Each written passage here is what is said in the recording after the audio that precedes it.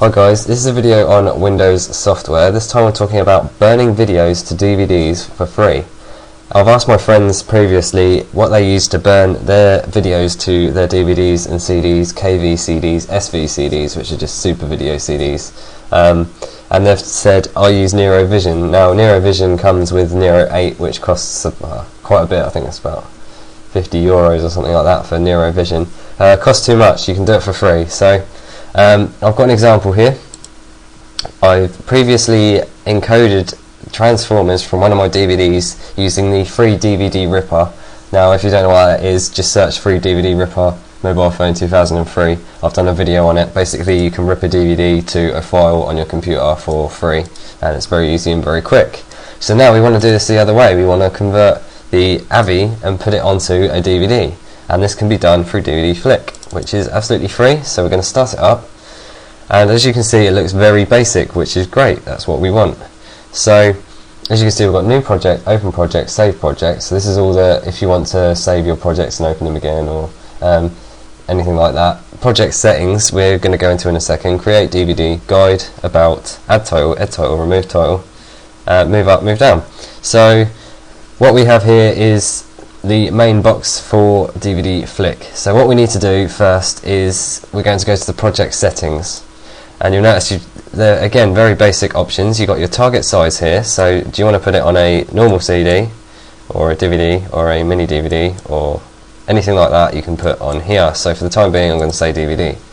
Encoder Priority, this is basically how much processor you want to dedicate to it, but I'd leave it at normal, otherwise you'll probably slow down your computer quite a bit.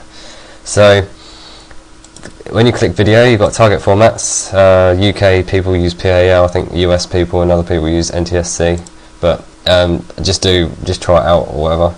Encoding profile, fastest, fast, normal, best. So obviously you can choose how fast you want it done.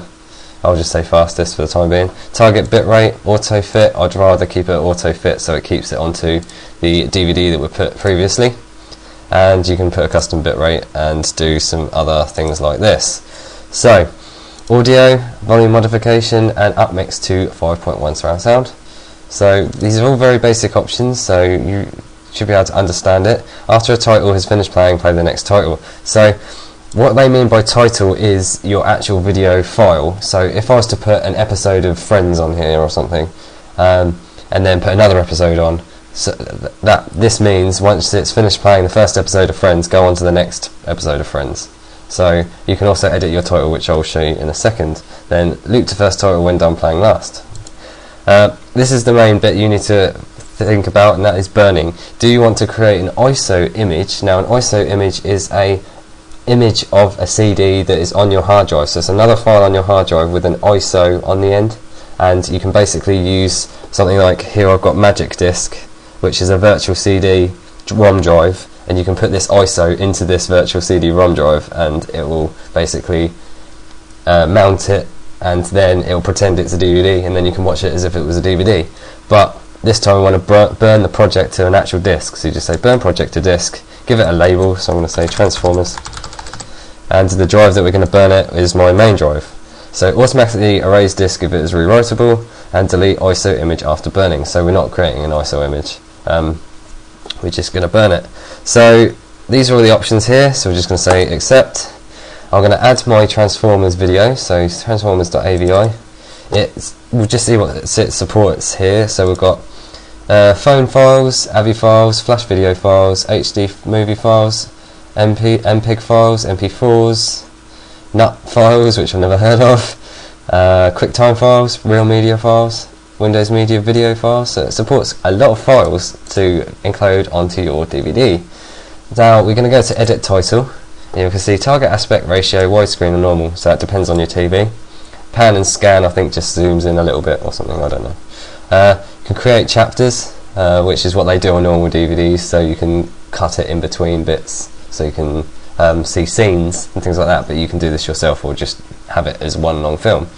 Video sources we don't really want to change, this just says where the video is coming from. So audio tracks again we don't want to change, it just says that we've got one source, which is the length of the film, which is going to be applied onto the video. And subtitles, do you want to add some subtitles? Just press add, and if you have subtitles in one of these formats, you just add the file into the DVD area thing. So, accept. We've done this, and we've done this, and everything is pretty much configured. So, project destination folder is basically a temporary directory where it will put your files before it burns them. So it will convert this AVI file into some, I think it's ROB files or something like that, an IFO, and then it will burn it to your DVD, and then it will delete those files afterwards. So you've got to make sure you've got enough space on your disk. I think it's about 4 gigabytes if I've got my one. It might not do that, it might do it straight to DVD, but I just assume this project destination folder, unless it means if you save your projects it will put them into here. I'm not sure. But either way, I'm just concerned about creating the DVD, so I'm just going to create the DVD. It says the project will be burnt to disk after it has finished encoding. Please make sure there is a blank disk in the recorder drive you have selected. Well, I haven't got one at the moment, so destination folder exists, all the contents will be deleted. Are you sure you want to continue? I see, so it's going to put, I previously tested this out to make sure it works, and it does work, so it was using my documents DVD, so I'm just going to overwrite what we've just done.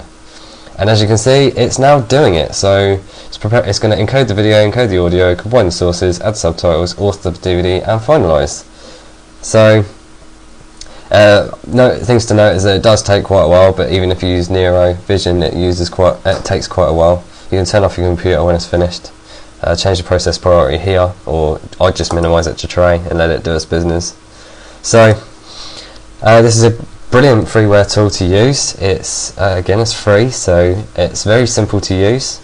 I've just explained pretty much everything it does, and I don't usually manage to do that with many programs. So if you want to burn your DVDs to if you want to burn your videos to DVDs, then use DVD Flick, and you won't have to worry about downloading Nero or anything like that, or buying Nero or whichever. So that's about it really. If there's another way you know how to do it, if it's even easier than DVD Flick, then leave a comment. If you don't like DVD Flick, if it's giving you some issues, leave another comment. I'd just recommend, if it doesn't open certain files, which it should do, but if it doesn't open like MPEG-4 or something, or you can't play them, download the K-Lite codec pack, Google for it and you'll find it, and it will play your files. So that's about it really. Thanks for watching my video. Please comment, rate, subscribe, and thanks again.